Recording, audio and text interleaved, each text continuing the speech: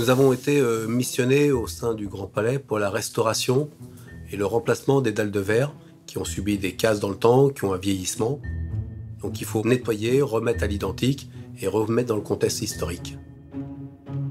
Nous avons au Palais d'Antin deux zones bien distinctes. La zone rez-de-chaussée, qui était un pavé de verre sans aucun motif, qui avait avant tout un esprit fonctionnel, éclairer la partie inférieure. Et ensuite, nous avons au premier étage sur la rotonde une dalle décorative, qui est avec des motifs, des dessins, des épaisseurs. Donc il y a vraiment cette fonction, au-delà de l'éclairage, laisser passer une lumière, mais faire sortir un décor.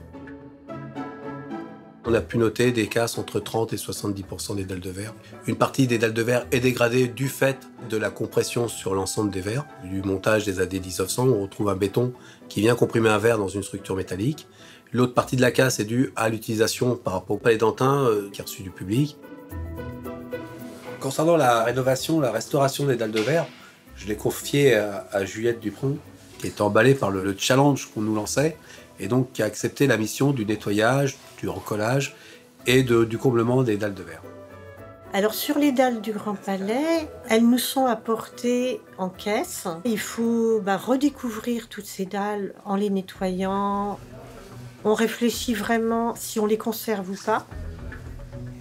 Une fois que le tri est fait, si elles sont cassées, on recolle en dessous de 3 fragments par infiltration, puisqu'on fait l'assemblage des fragments et ensuite on infiltre l'adhésif.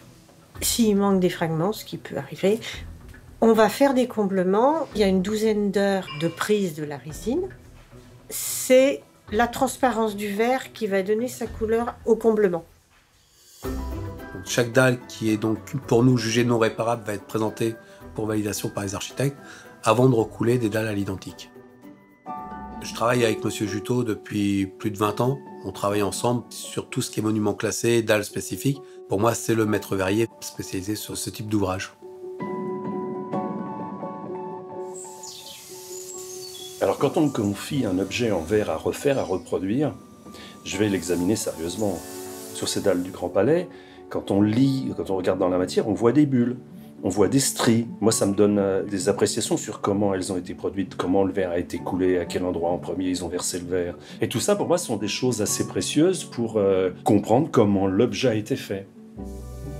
Alors, pour réaliser ces dalles-là, il y a plusieurs étapes de fabrication. Il faut que j'invente en premier un mode opératoire et puis un moule. Ensuite, il faut imaginer l'outillage. Quelle taille de louche? Là, on a eu du mal à trouver. J'avais pas la grande louche, là. Après, il faut mettre au point tous les temps de fabrication. C'est-à-dire combien de temps on laisse le verre dans le moule.